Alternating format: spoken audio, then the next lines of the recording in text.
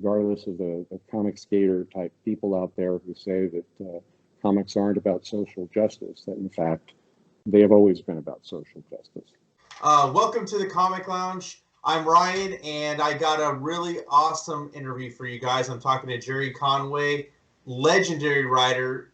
He's pretty much written every book at Marvel that I can think of. Co-creator of Jason Todd, Firestorm. Punisher is probably one of my favorite characters that he's a creator of. Welcome, Gerry. How's it going? It's going great. How's it with you, Ryan? Just staying alive. You know what I mean? Just trying to stay positive in this crazy world. Fingertips. Just trying to stay positive, man. So first off, I kind of want to talk about your, from beginning to now. So I wanted to hear how you first fell in love with comics as a kid. What were some of your first comics?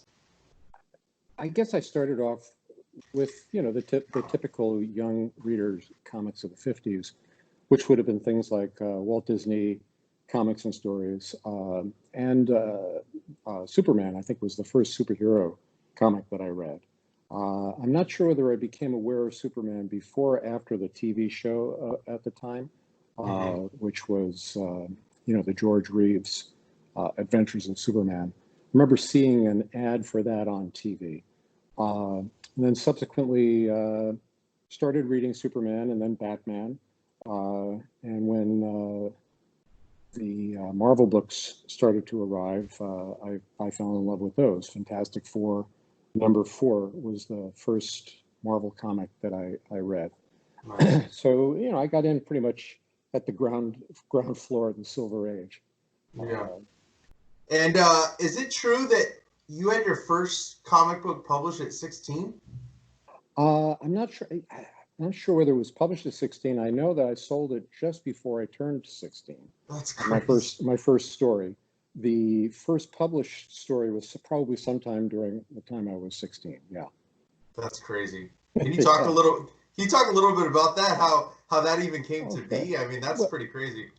Well, at that time, both companies were located in Manhattan, and DC Comics actually had a weekly tour during the summer.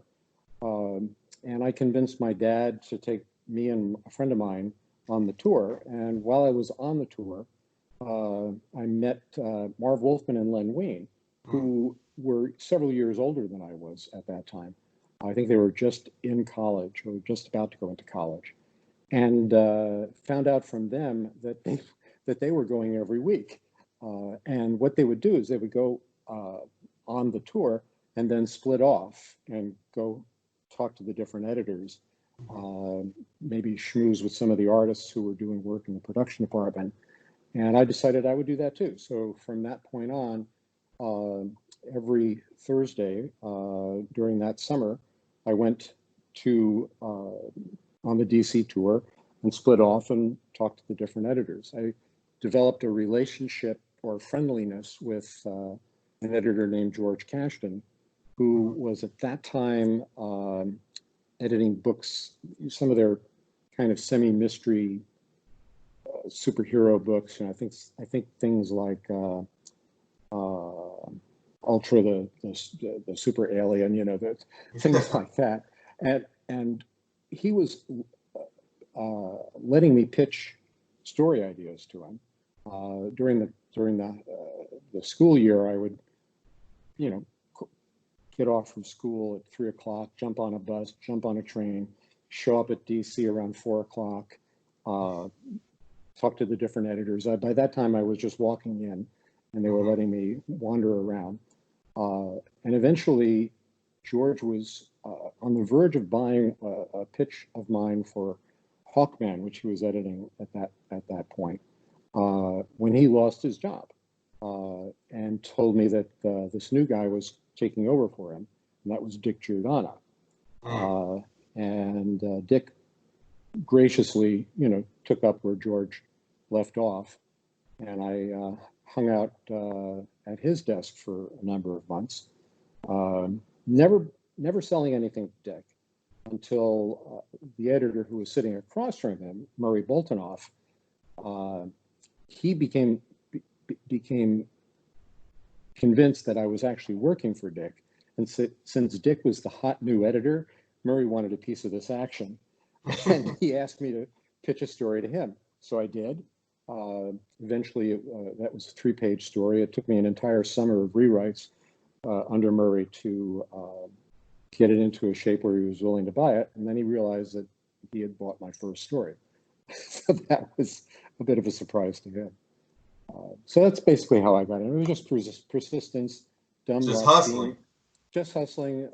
being a kid and not knowing I couldn't do it. I've always said that awesome. Ignorance was my superpower as a teenager. That's an awesome story, man. How did you get into writing? Like, who are some of the writers that inspired you? Maybe not even in comics. I don't know. Were you into pulps and stuff like that as well? Sure. Well, the first thing I wanted to be was an artist. I actually did want to draw, but I also enjoyed storytelling. I didn't have the skill set to be an artist, but I enjoyed storytelling, and I'd written some short stories for my high school short story magazine that we were publishing, and I did various things for the newspaper, the high school newspaper, and so on. My influences were people like science fiction authors like Isaac Asimov and Robert Heinlein. Among, in comics, it was Stan Lee and Gardner Fox. I was, I think, fairly traditional reader in those areas. When Harlan Ellison became, popular, I was a huge fan of Harlan's work. Roger Zelazny, the new wave writers of the 60s, Samuel Delaney. A lot of these are people I went on and met, once I started being a professional writer myself, in the late 60s, early 70s. But, my influences were the general influences of the time. You were with DC briefly, right, before you made the jump to Marvel. I was with DC for 2 years, yeah. Not briefly. I was with them from, they bought my first story in, I think it was 68, and I was with them pretty much full time until 1970. So, that was my first 2 years as a professional writer.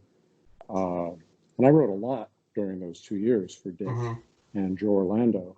And I think I did a couple of pieces for Julie Schwartz also, but nice. primarily for Dick. And how did you jump over to Marvel? Did they recruit you, or did yes you always wanted to work for Marvel? I'd always wanted to work for Marvel. Sure, Marvel had the characters that I wanted to write, and they were telling the kind of stories that I wanted to tell. But I was also a huge DC fan. It was no conflict here in the sense Yeah. I definitely have to be writing, for this company. I guess when Marvel did their own little horror supernatural magazines like Tales of Shadow, Chamber of Secrets, I'm not sure even what the title to them are at this point. Roy Thomas made it open for writers at DC to pitch story ideas.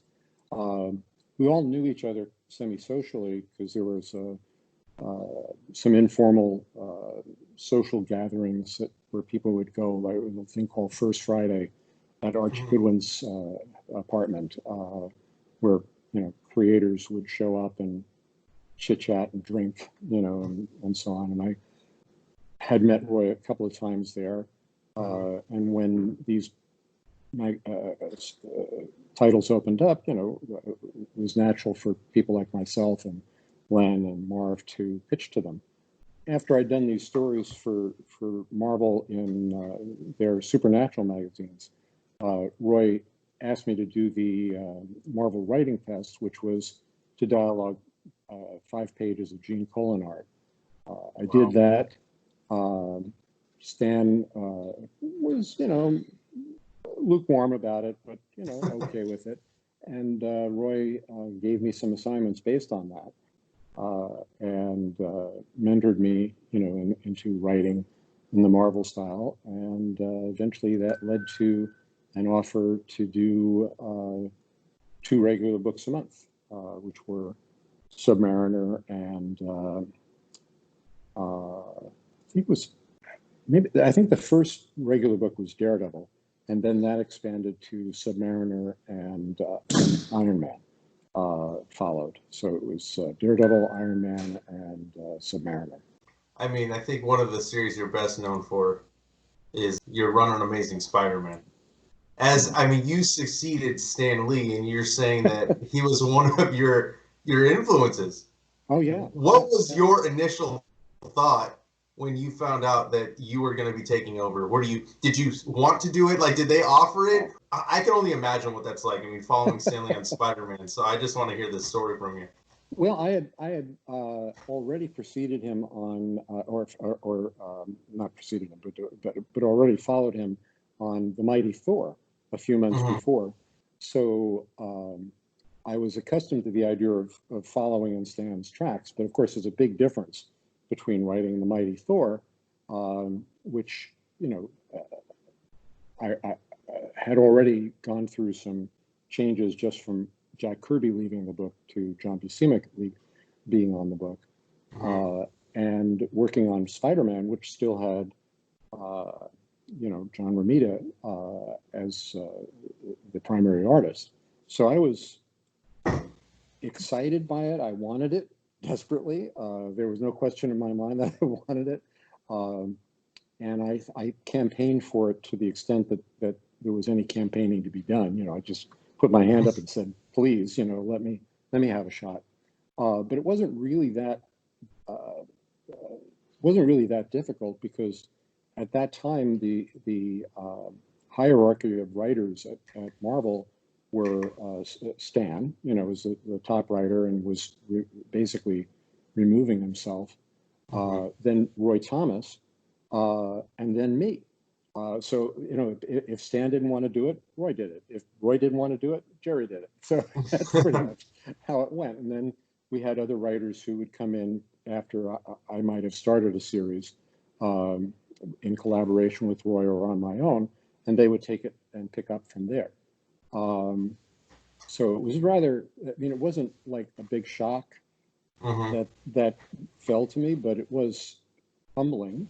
To work on a book that less than 10 years earlier, I was blown away by as a 12-year-old or a 13-year-old. Yeah, that's crazy.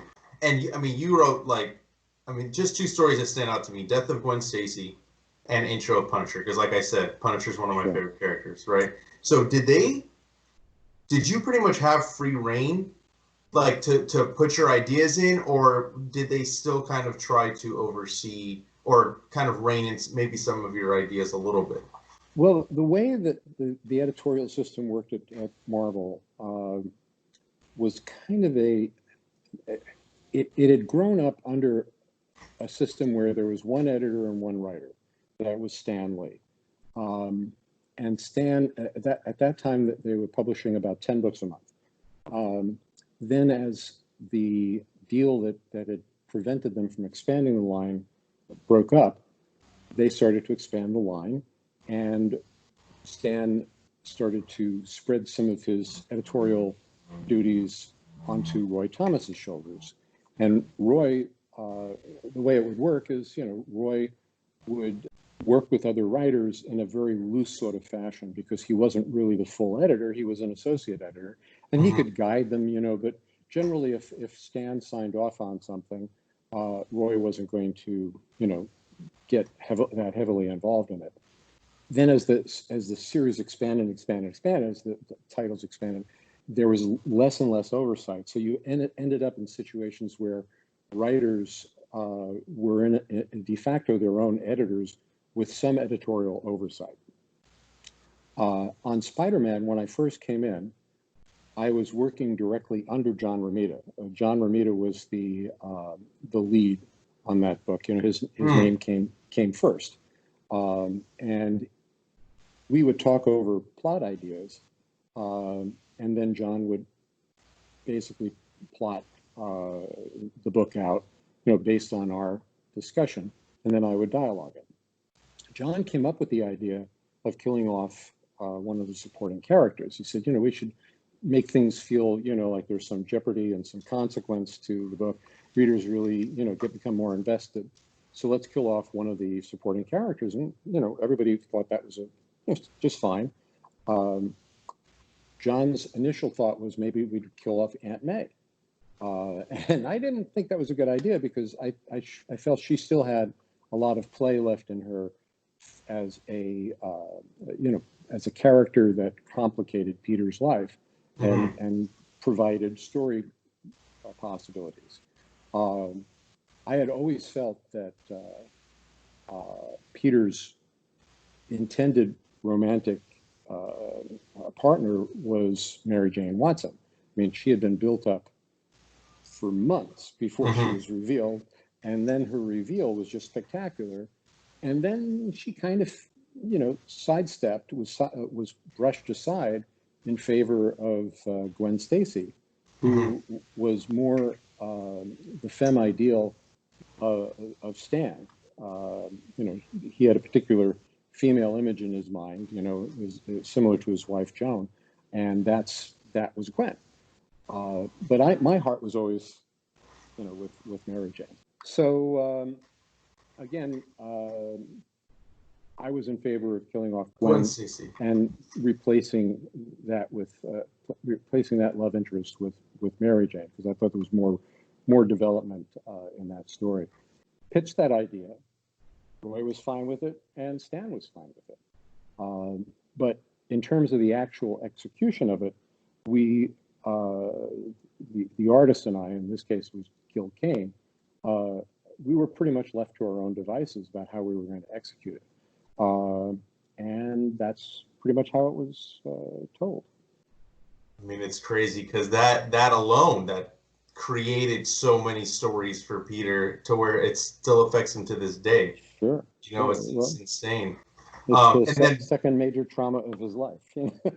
That image will forever be in my mind too, of the webbing on her ankle. I mean, it's just such a striking image, and oh my god, yeah, it's amazing. What about Punisher?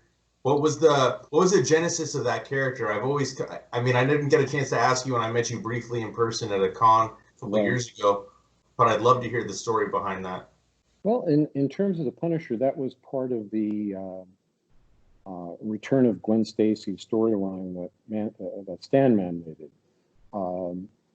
Stan had been upset by being attacked by fans over the death of Gwen Stacy, and so he wanted to have her brought back, and we made it kind of clear that was not possible for a variety of reasons. And he said, well, I don't really care how you do it, just find some way to sort of bring her back so that they're off my back.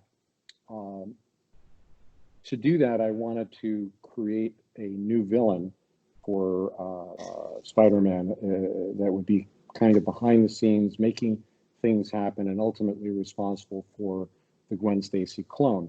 And that character was going to be the Jackal. In order to introduce the Jackal, one of the ways that I wanted to establish that he was a power was by having him have a cool henchman who was working for him in the initial story. And that cool henchman was going to be this ruthless assassin. And that was the purpose of the Punisher. But as we developed that story and developed that character, he became cooler and cooler, at each step of the way. My original concept for him was just to call him the assassin, and he was, I drew this outfit that was like a black outfit with a tiny skull on it. We gave that to John Romita to embellish into an outfit, and he came back with the iconic Punisher look, the skull logo with the bandolier of teeth, and that was just so awesome that we said, well, assassin isn't going to cut it as a name for this character. And so we went up to Stan Lee, because I couldn't come up with a better name. And he said, well, what does this guy do? And I said, well, he punishes criminals for being bad guys. And he said, well, call him the Punisher. And so the three of us basically, Stan, John Romita, and Ross Andrew, and I, were the godfathers of this character. There were obvious influences from pulp characters like The Shadow and The Executioner, by Don Pendleton, Dirty Harry, as a vigilante, or a cop, working outside the law. But all of that, grew into the character and the creation as he developed. And then you went back to DC. Fast forward a little bit of time, right? Yes, yeah. A few years. And then you create some more of my favorite characters. You did Firestorm, which has always been like, I discovered it like when I was younger through like there was a quarter bin at this hospital where my mom was when she was pregnant with my little brother, and like I was going through comics and I found Firestorm. I was like, this is awesome. I loved it, And then as a huge Batman fan, you created Jason Todd. What else from like your time from that time between or what led to you going to DC and then like you just started creating all these other new things? Well, I had been, I'd done a lot of creating at Marvel too, but yeah. when I went to DC, it was because I felt that bypassed for an editorial position at Marvel, and I was acting like a I'll take my marbles and go home type of childish behavior. But there was a tremendous advantage for me at DC, which was DC was in trouble, and they knew it, and they knew that they needed to do new things. So they took my arrival at that particular in that first go around when I first came to DC as an opportunity to start, trying new things. And I, as their first major writer, as opposed to artist, Jack Kirby obviously is the big catch in the 70s. But I was their second big catch for Marvel. And they wanted to set me loose. So they gave us some opportunities. Then when Jeanette Kahn came in, she wanted to expand the line. And then that provided the opportunity for writers and creators to come up with new characters, and that's how Firestorm was created. So was Vixen, Steel. All of these characters were initially pitched for the DC explosion. Following from that, I went on and in the course of just working on the number of titles that I was working on, I was always writing a lot of different books. I would have the opportunity here and there, to do new creations and throw ideas out there. That's just what I do. It's not nothing particularly brilliant about it. It's just I just like to come up with new stuff and combine it with old stuff.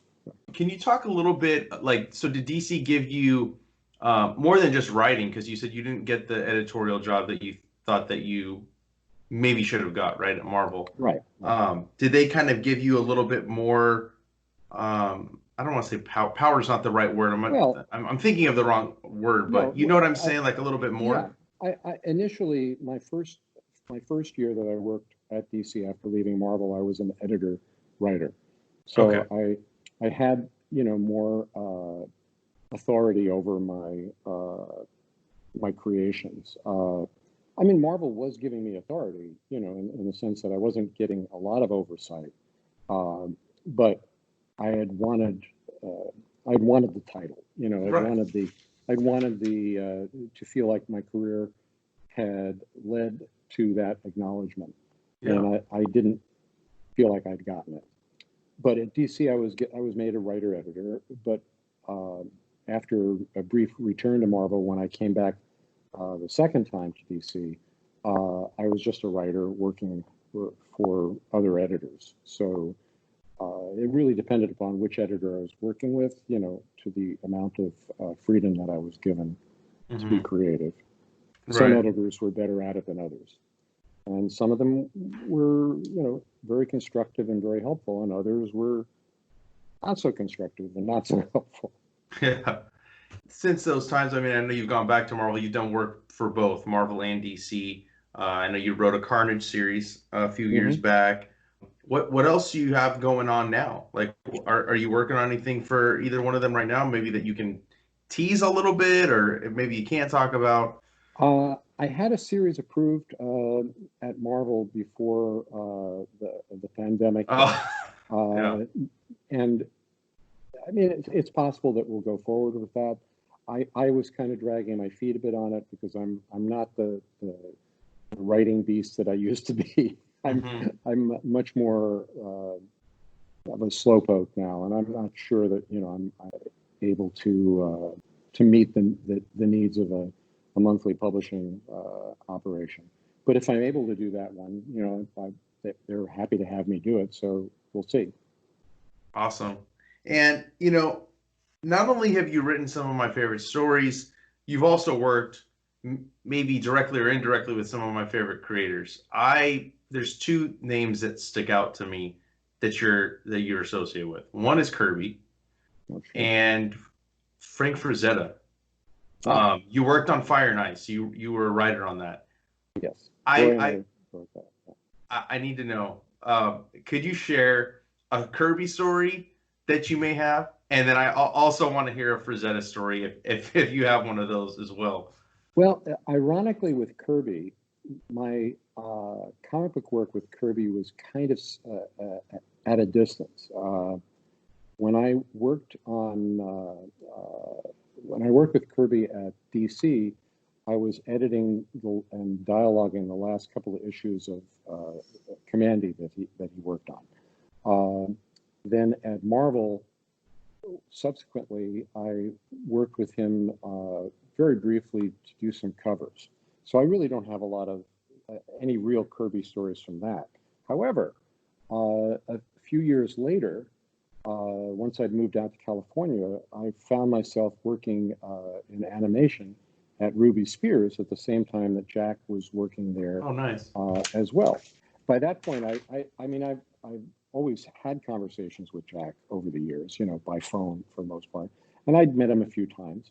And the one conversation that stuck in my mind was we both arrived at Ruby Spears for various meetings at the same time, stepped into the same elevator, and Jack, as if picking up a conversation that we had stopped like a minute or two before, launches into this whole monologue about how the Battle of the Bulge was fought and why Patton was such a great general and so on. And just as if like we were in the middle of a conversation, and then, the doors of the elevator open and we step out and he walks one way and I walk the other way. I'm like thinking to myself, what was that? I had no idea what that was about. But that was kind of Jack. His mind was always, going on something, some new idea, some new thing. What was he was, and I think the rest of us sort of just like came in on the middle, of whatever was going on. So that's my Kirby story. With regard to Frazetta, I've actually only met Frazetta once while we were doing Fire and Ice. There was a general meeting with Frank and Ralph Bakshi that Roy and I were part of, where we pitched the idea that we had for turning some of Frazetta's paintings into a story. I mean, when we came on, basically Ralph Bakshi wanted to do a movie based on Frank Frazetta's paintings, and that was it. That's all they had. But we sort of looked at some of the more iconic pictures, and we said, if you take the Death Dealer and you take some of his more, volcanic type imagery, and you take this, the Frazetta women, you could create a thing where there's sort of like a fire element and an ice element, and we could call it Fire and Ice, and we have these warring factions of ice people versus fire. And we basically brainstormed this with Frazetta, and Frazetta's contribution was basically to sort of sit there, stare at us skeptically, and then go, yeah, sounds fine. And then that was the last we saw of him. So I also, like we're talking about you working on that movie, you have been able to see some of your creations brought to life, which is not always, so it's rare, you know what I mean, in my opinion, because they tend to do the same thing. A lot of Batman, a lot of Superman, a lot of this and that. what has your reaction been to some of the creations? Like, what does that feel like to see something that you wrote and you heard in your own head on the screen? And have you been happy with the way they've been handled? Yeah. Well, I mean, there have been a lot of the CW has done a lot of my different characters. I think it all depends upon which character and what elements of the adaptation that they're embracing. You know, in terms of Firestorm, when they did Firestorm, I felt that the second iteration of that with Jax Jackson and Professor Stein was truer to the conception of the character than the original Lonnie Raymond Professor Stein version with Robbie Amell, because Robbie Amell is just too old. You know, I mean, it was not what the character was. You know, right? Supposed to be a teenager and an adult. In conflict, sharing the same mind. So it depends upon the interpretation. When we talk about like the most iconic character, the Punisher, I think that I have nothing but positive things to say about the Netflix version of the character. Bernthal just nails it, and their take on the character is this damaged, PTSD suffering soldier. Driven to extremes is, I think, very credible. That's probably, I mean, and there's been multiple Punishers, but I definitely think his stands out the most to me as it's insane how well he did. You know what I mean? I can't put words to it. It's amazing. Well, they really nailed it. I really think they did. We're talking about how about your stuff being brought to life, and TV and film for comic book stuff, superheroes, is at an all-time high. Right? It's so super successful. It's everywhere. CW could literally be changed to the superhero channel because every single show on there seems like it's based off a DC show, right? Why do you think that all that success there doesn't translate to more readers in the shops? Well, I think you're answering the question. It's they're getting their fill through through these shows. I mean, and it's also true that the nature of the material is very different from those two different kinds of material. The CW shows are geared primarily towards a young audience.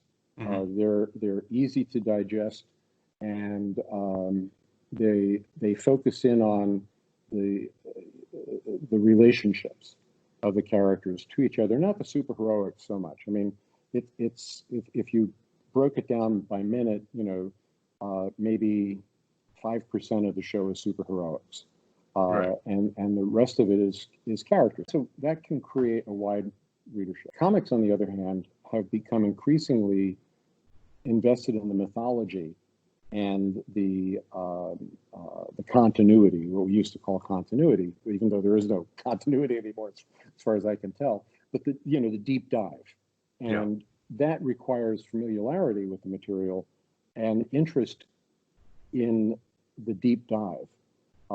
If you just really want to see a story about a high school kid dealing with high school problems, and he's also a superhero, there's really nothing in comic book stores that will give you that. Even Spider-Man. Spider-Man in particular. He's an adult now. It's just not the same. I mean, if you as a viewer saw Spider-Man Far From Home, and you want to go buy a Spider-Man comic book about Peter Parker and his teenage friends, good luck. You're not going to be able to find it. Right. You'll buy a Miles Morales comic. So that, I think, is the big issue, is that the large audience is then funneled into a very small subset of readers that are particular fanatics for certain kind of material, and the wide readership doesn't really give a crap about that stuff. Right. And so, no, you're not going to get any big sales. If I was the king, and if my goal was to make Marvel Comics have the impact that they had, say, in the 60s, I would basically blow up the Marvel universe as it currently is constituted and just do the MCU version, and just say, yes, this is the world that our characters live in, not this overly complex Greek mythology nonsense that's built up and not created over the last 60, 70 years. But where would you sell that? Because the only place to sell comics is comic book stores, and the only people who go to comic book stores are people who are interested in the deep dive. Right. So it's a problem. So, I mean, you said what you would do with Marvel, but what do you think overall, the comic book industry? Because I mean, you've done everything, right? You've seen all sides. You've been in the industry. You've seen the ups and downs. You saw the '90s crash, the implosion of speculators. Kind of seeing it again a little bit. Marvel did their own distribution. DC's now doing the same thing. I was wondering, in your opinion, what do you think that the comic book industry needs right now to not just survive during the pandemic and stuff, but to thrive? I think they need a paradigm shift, and they need to stop thinking of themselves as an industry dependent upon the current readership. Maybe maintain that readership if you wish, but don't make that your focus, because if you're going to focus on the 50,000 people that buy your best-selling comic book, that is not enough. That's just not enough. Look at the 17 million people that go see a Marvel movie. That's your audience, or that could be your audience. And to reach that audience, you have to start thinking, what are the venues that we can publish in, and what kinds of stories will appeal to that readership that's familiar with that version of our characters. The version of Aquaman that exists in the movies, not the version of Aquaman that exists in the comics. The version of Peter Parker that's in Spider-Man Far From Home, not the version that's in Marvel Comics. So that's what I mean, is you might keep that core comic book store readership, but it should not be the dominant focus of your publishing empire. And for God's sake, give up on all these tie-ins and special events and sales gimmicks. So glad you said that. Yeah, I'm so glad you said that. It's all bullshit. It's basically you're trying to steal as much money from the small audience that you have, rather than trying to expand your audience. Every time you do one of these crossovers, you diminish your audience. Every time you pump up sales with variant covers, you are diminishing your audience. You might be increasing, your current quarterly profits, but you're giving a reason for a newcomer to say no, thank you. It's like, why would if I go to the comic book store and I pick up a friend of mine who didn't have anything to do with comics. He had a kid that he wanted to buy a comic book for. He wanted a Superman, or he wanted to buy a Superman comic. This was maybe 10 years ago.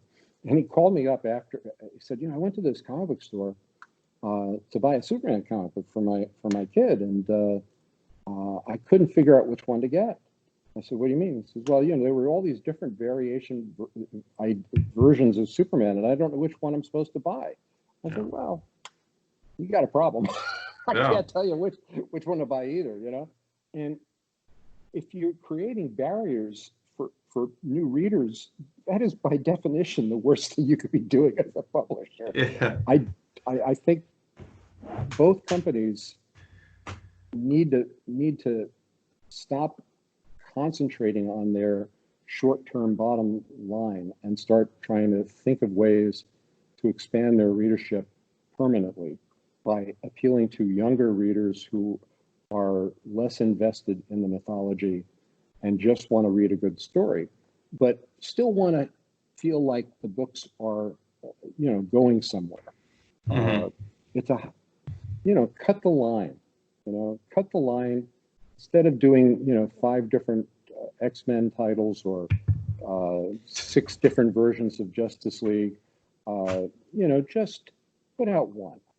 Do a really good job on that one title and keep it simple, keep it straightforward, and just try to sell more copies of an issue rather than more issues of different, more titles of the same character.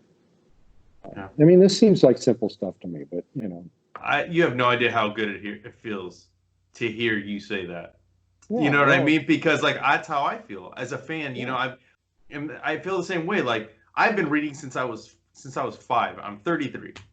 I've 28 years, and I've seen some changes too. But like these events, it's like it's every 3 months, and then it's like 60 issues of tie-ins, and I'm just like, I don't know how anybody can how do you afford that? Let alone like you're alienating people as well. I just wonder what fan is demanding these tie-in titles. Where's the pressure? There is no pressure from the readership for them. Nope. I mean, the readership responds because they've kind of been trained to, but every time you do it, I guarantee what you're doing is you're definitely alienating new readers, and you're alienating the marginal reader who's just had enough. Yeah. So you're squeezing blood from a stone, and it's both companies now are run by corporate entities. Marvel is run as a publishing entity by a guy who really isn't a publisher. Whatever his talents may be, he isn't concerned with building an audience over time. And at DC, it's now run by someone whose experience is in brand management. And again, I don't know what that's got to do with publishing. So it seems like there's not really any way that this is going to change. Any change that's going to come in the comic business as a whole is going to come from independents. What's hopeful to me is seeing that almost half of the new material that comes out as adaptations into film are now coming based on independent comics. Some of the most exciting stuff that's happening on Netflix or on Amazon, is based on independent comics. Yeah. The biggest hit on TV, bar none, over the last decade, in terms of comic book adaptations, is The Walking Dead. Right. None of that, went through the grind of the 2 major publishers. Right. And I think that says a lot. Yeah, I mean, like you said, I've been reading for years, and I pretty much decided I'm gonna pull back from Marvel and DC for now. I'm not really feeling what they're doing. It's just too much, So I think I have a couple DC and a couple Marvel that because they do have some good runs where it's not tying in, where it's on the side from everything else, so I can enjoy it, like the Tom King Batman run, right? Which literally existed in a universe all by itself. Mm-hmm. Because if you picked up Detective at the same time, it's a completely different Batman. Right. And that's the other problem. When you have multiple iterations of a character at the same time, you lose focus on who is the character. I mean, there's obviously a lot of quality material out there. I read a lot of independent stuff. I do read Marvel and DC books. Depends upon the writer and the artist. Mm-hmm. But as soon as they get into these crossover events, I'm out. Yeah. What books are real quick? What books are you reading? Independent, Marvel, DC, whatever. What books are you into right now? I'm a huge fan of the Hellboy series. Yes. Anything Mike Mignola does, I'm on board. Me too. I like Grant Morrison stuff. When he's doing his more odd books. at DC, I liked anything Tom King that writes. I'm on board with. Dan Slott at Marvel, I like some of Mark Miller's independent work. I like The Boys. I really like Lock and Key. So I like, oddly, I like the same kind of things that I like when I'm watching a Netflix series or something like that, where you have a story that's a complete arc, that has a beginning, middle, and end, strong characters, and a feeling that it's going someplace, and an interesting mythology.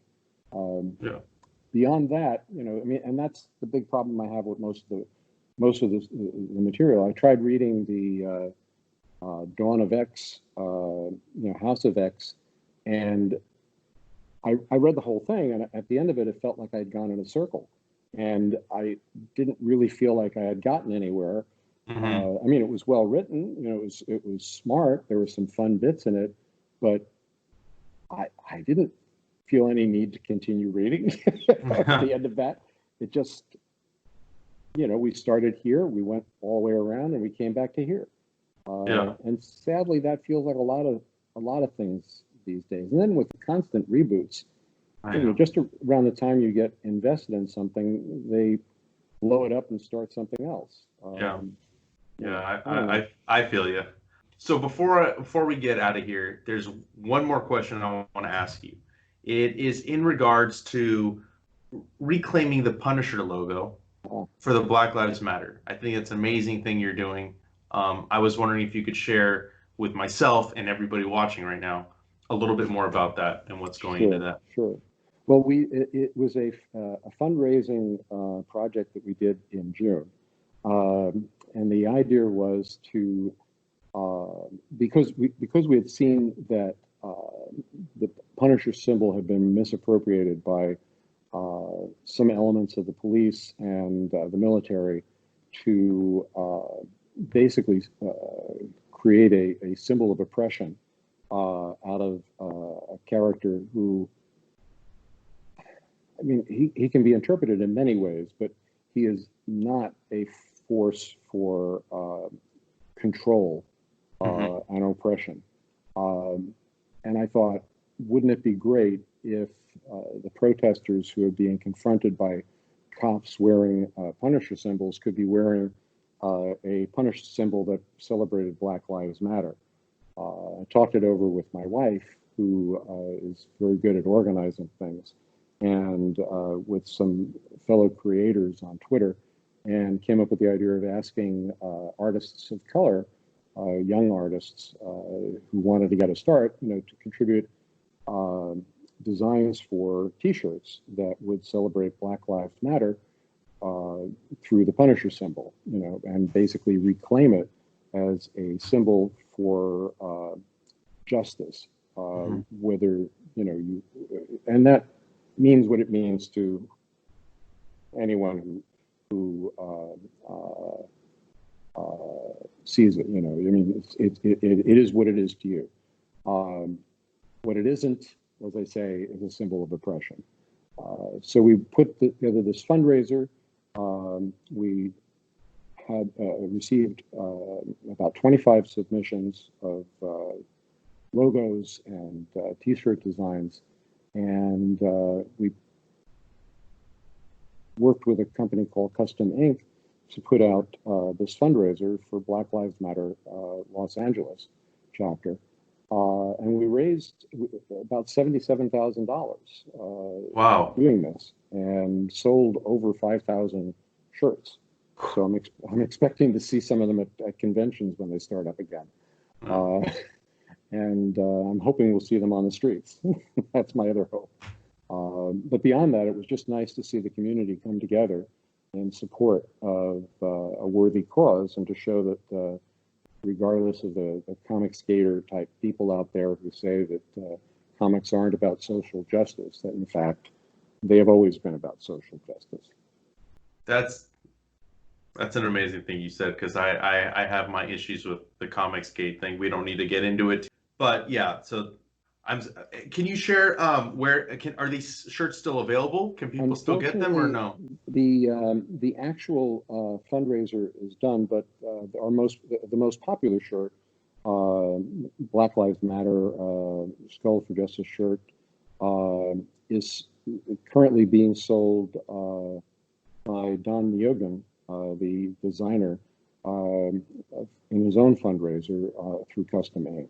So I guess if Twitter followers want to find or want to look up the Skulls for Justice hashtag and troll through it, you might scroll through it. You might find Don's website connection through that. I've reposted it myself on my own Twitter feed, so very cool. It's possible to find it there. Awesome. And I think it's great what you did. I think it's an amazing thing, especially in this time of unrest in the country with not just a pandemic, but we're dealing with the social justice issues. I think it's absolutely amazing to see somebody of your stature use your platform to do something like that. Very cool. Well, one of the things that I'm proudest of in my career, so I'm happy that it had a positive effect. Yeah. And again, thank you so much for being here and doing this with me. It has been a pleasure and an honor, sir.